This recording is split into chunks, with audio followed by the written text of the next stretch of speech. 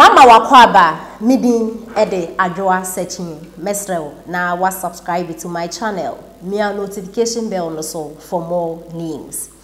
And the Ghana from baby omo ewo UK and omo ekase na densem and omo eka eye one and kase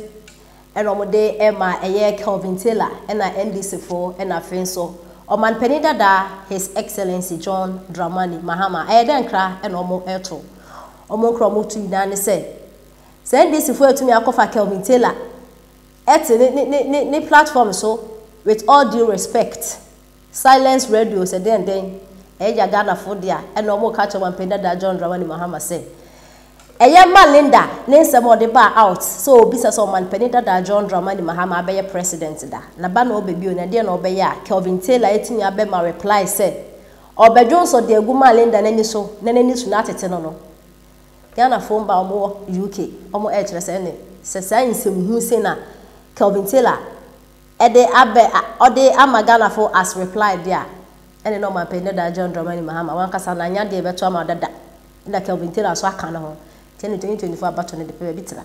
na ebusanfo e wo sense mi mo no Malinda ne nsem obekan ya NDC4 omo ehu de omo eken I think say Malinda e bia video no mo hwe nkwa echi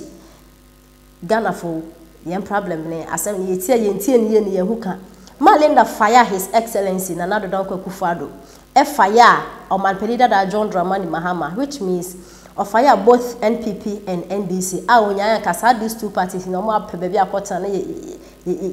ya hwe yanim. Na ka yanyo obi a we unity ti say the Nigeria see no. Celebrities ni na e support na your friend say Nigeria world president of me we finidi. Ope ya we yen wotomani na ko bi so unity wa ha. Na ne Ghana for mpanifo no mo ni so ate obo. Omo ni so ate obo because obo ye ne hu so. Nti ane Ghana for mo UK omo e kire say o mpenda da John Dramani Mahama say reply we na Kelvin Taylor de ma yen dia 2024 bewe papa yenti ensem a omo de etudwa any brother papa we are not going to waste time and I have this message for a few people in Ghana today in Ghana Ghanaians sebio omonte Ghana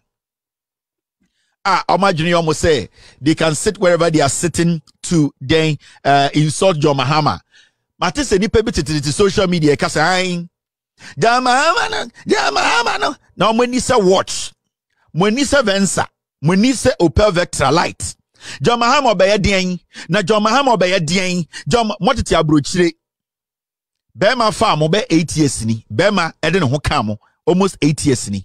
Media the person menti asio Linda na akobusa na asem say John Mahama ba dia na obeye Kelvin Taylor nya bibia anka anche Ghana for say John Mahama ba obedun so egu Linda anim na wa be fixing ani ama no na Kelvin Taylor mi bisa o obi a obedun so egu Ghana for ma anim no wa be fixing ani de ye de to aba ede man me de masem bisa no Kelvin Taylor ayesusu di matem wo na oba na wo kai baby na ufri ka satam no wo kai se na wo boase na wo mo bro echentawisie ai ana wo shia broni a waba no obeye donation ama nkrofo ne epo obi obetima kasa na ebe fa wo ana wo kasa na ose bese ye na kodi mitunu mo mame ana wo kotena abrochire ana wo di ni tru wo da dem te say yalefo wo bie wa na wo di matam Kelvin Taylor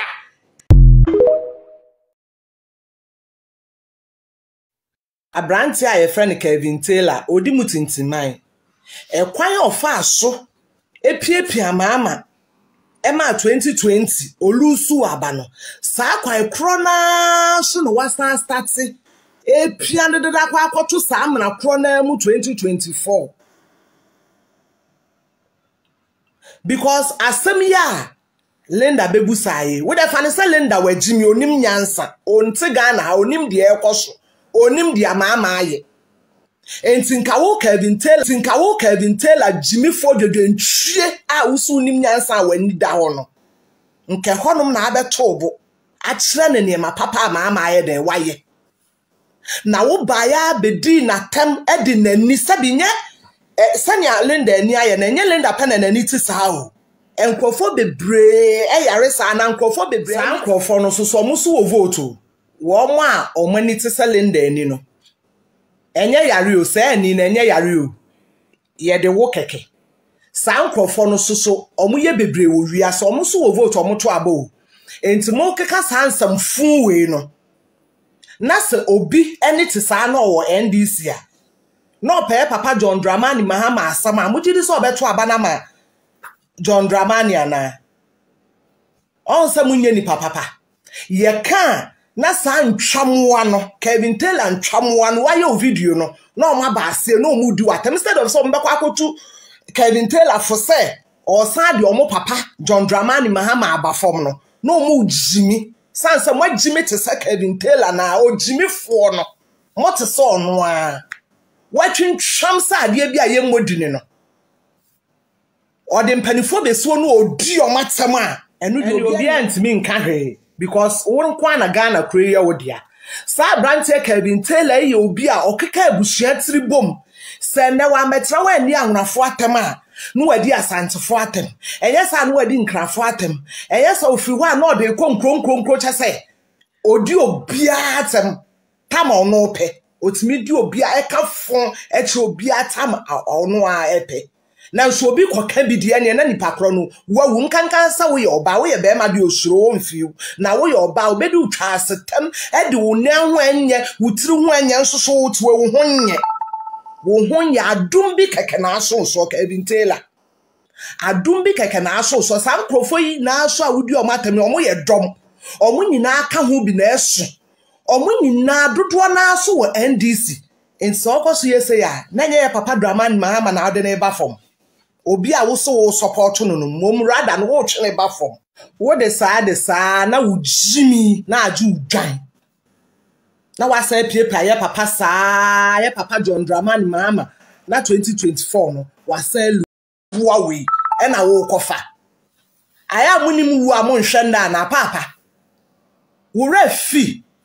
eni panka wo lead nkrofo de akọ baby papa no e wo so betena wa wanum kasa ni na ye kama mo bi nhwe wo humpo no nto aba ma John Dramani Mahama